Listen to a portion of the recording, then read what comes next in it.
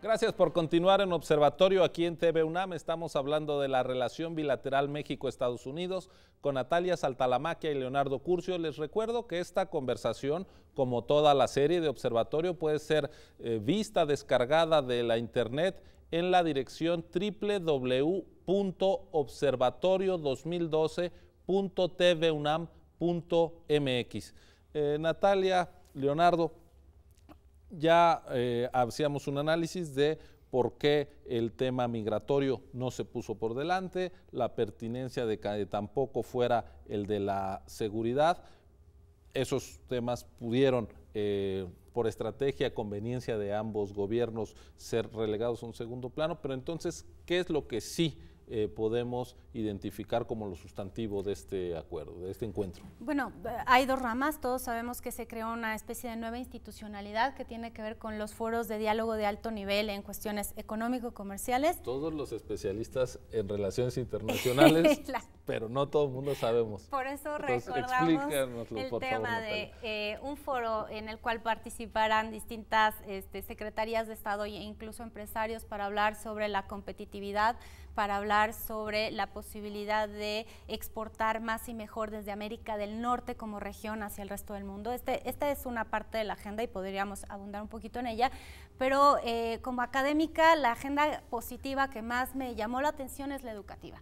Es el tema de generar un nuevo espacio, impulsar el intercambio académico entre México y Estados Unidos, generar un comité entre el CONACYT, el Consejo de Ciencias de Estados Unidos y el COMEXUS, que es una institución muy importante, es la Comisión México-Estados Unidos de Intercambio Cultural.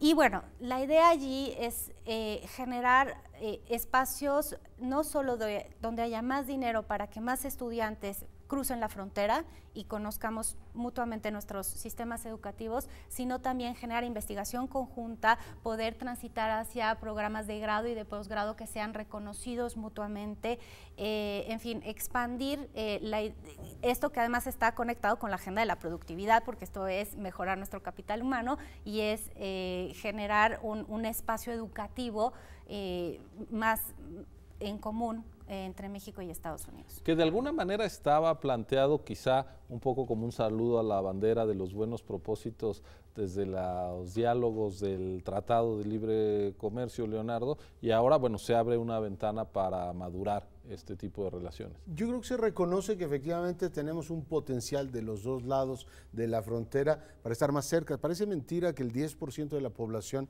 de aquel país sea de origen mexicano, que Obama haya venido a decir al Museo de Antropología que él está ahí parado precisamente, o estaba ahí parado, precisamente por el voto de los hispanos, y tuviéramos unas decenas de miles de compatriotas, Ciro, Natalia, estudiando en las universidades norteamericanas. O sea, como que no casan las magnitudes demográficas con el número de estudiantes que teníamos precisamente estudiando en los Estados Unidos. Nuestros vecinos tienen muchos defectos, pero tienen muchas virtudes. Tienen, creo que 30 de las 100 universidades más importantes del planeta.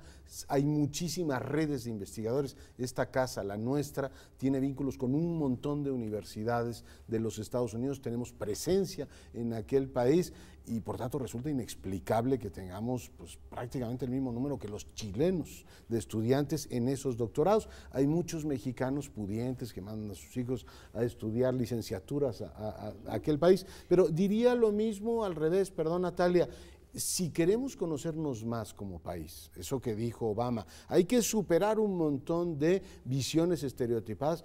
Nos vendría de maravilla tener aquí, no sé si 20,000 o 50,000 estudiantes norteamericanos conviviendo con nuestros jóvenes en la Facultad de Ciencias Políticas, en Economía, es decir, que tuvieran, no les digo un Erasmus, pero sí este programa europeo, ¿no?, de circulación de estudiantes. Pero yo creo que es fundamental, si efectivamente reconocemos que las dos economías y las dos demografías están integradas, que haya más intercambio estudiantil. Creo que es una muy feliz idea de quienes la plantearon. Yo escuché al subsecretario Alcocer plantear el asunto con una gran claridad, y me parece, finalmente apunto, que México debería apostarle más. Y a mí me parece que algo que ha planteado en varias ocasiones el exrector de esta casa, el doctor Sarucán, es increíble que no tengamos agregados científicos, que creo que no costaría mucho, en distintas, o sea, en la embajada y en un par de consulados para activar todas estas redes universitarias. La verdad es que Leonardo echó mucha carne al asador en cosas muy importantes.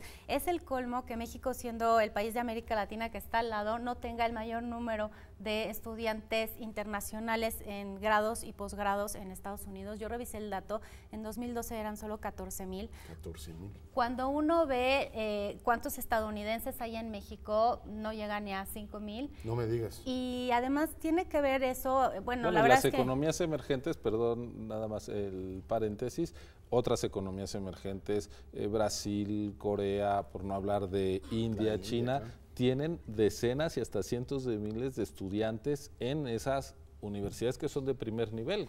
Son de primer nivel, y hay una cosa que también me gustaría enfatizar sobre esta comisión, que es que debería generar las condiciones para que no solo vayan más mexicanos, sino que además no vayan siempre los mismos. Es decir, hay una digamos, dificultad estructural para muchos mexicanos para acceder al sistema educativo estadounidense. A veces tiene que ver con el financiamiento, a veces tiene que ver con el idioma, a veces tiene que ver con la idea de que van a haber prejuicios y discriminación en contra de los mexicanos. Entonces creo que lo mucho que hay que hacer desde esta nueva comisión es, por ejemplo, generar las condiciones para que mexicanos que no vienen de centros urbanos, de clases medias, que fueron a colegios bilingües, etcétera, tengan la oportunidad de acceder a estos intercambios académicos. Entonces tenemos que trabajar, por ejemplo, en enseñar mejor y más inglés en este país. Es un gran tema, sí. Creo que es realmente fundamental que la energía política se ponga en este tema, que parece un tema suave, no de alta política, y sin embargo es hoy en día estratégico. Claro, porque además si uno piensa en el desarrollo científico, tecnológico de México, una de las necesidades que dice la comunidad científica es la diversificación regional, la descentralización. Tenemos unas cuantas ciudades con centros de investigación, por supuesto la Ciudad de México, un poco en Ensenada, Querétaro, pero habrá que diversificar, y una ruta para ello puede ser empezar a abrir las puertas para que estudiantes de estas otras regiones del país se puedan ir y puedan volver, que eso además implicará para, digamos, aterrizar productivamente, si se da este intercambio, que haya a qué regresar y no se nos traduzca en un nuevo episodio de fuga de capital humano muy calificado, fuga de cerebros, ¿no? Y yo también pensaría que para los estadounidenses debería ser interesante, por ejemplo, aprender español. Es decir, cada vez más hay, ¿cuántos millones hay? 50 millones de hispanoparlantes hay en Estados Unidos. Sí. Hay una economía fronteriza, pero además unas oportunidades de negocios en el resto de América Latina que son muy importantes, y la idea de que los estadounidenses antes no aprendían otros idiomas está un poco quedando atrás, y creo que el español es el segundo idioma por naturaleza. Lo es, ¿eh? Y Huntington se quejaba, ¿no?, en el libro muy polémico de quiénes somos, en uno de los últimos capítulos decía, es que los mexicoamericanos tienen una gran ventaja sobre los señores que nacieron en Boston, y es que son bilingües, y el ser bilingüe cuenta económicamente. Hoy aspiran y tienen posibilidad de ganar bastante más dinero, y eso es inequitativo, decía el profesor Huntington. Yo creo que la cultura es la cultura, y eso está muy bien.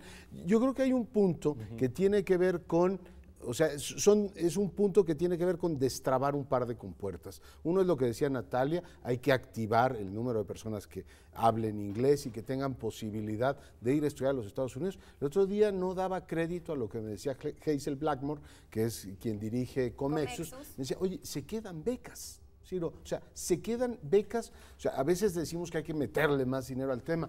Bueno, en ese esfuerzo binacional se quedan a veces becas que tú dices, a ver, no es posible que esas oportunidades no se estén aprovechando. Esa es una. Y la otra es fomentar más el que las redes, digamos, no les diré informales, pero las redes que se dan entre investigadores, por ejemplo, ustedes están investigando economía de la salud y todo esto, es decir, vas desarrollando tú con tus colegas una serie de redes que después se aterrizan en relaciones muy productivas y muy útiles para todos. Tengo la impresión de que mucho hay que hacer en esa materia, por supuesto descentralizar, es un problema, digamos, histórico de nuestro país, para fomentar el que esas redes se den. En donde no estoy muy de acuerdo contigo, mi querido Ciro, es en el tema de la fuga de cerebros. Yo creo que en el caso universitario, El hecho de tener grandes profesores mexicanos en universidades norteamericanas o británicas te genera una red. O sea, ve la gran cantidad de contactos que hemos logrado a partir de de Mario Molina, nuestro premio Nobel de Química. Es decir, el efecto benéfico que tiene el que un mexicano esté dando clases en cualquiera de las universidades estas de la Hiedra o cualquiera de las grandes universidades te permite, aunque lo perdamos, ya no vive en México, es un efecto multiplicador de redes, de contactos con México. Es decir, lo vería desde otro ángulo. No es solo una pérdida, puede ser. Vamos a hacer una pausa. Estamos con el tiempo de este corte y regresamos, ya lo ve, hablando sobre las relaciones de México con Estados Unidos y las posibilidades que nos abren para el desarrollo también científico y tecnológico con Leonardo Curcio y Natalia Saltalamacchia. Regresamos en unos segundos.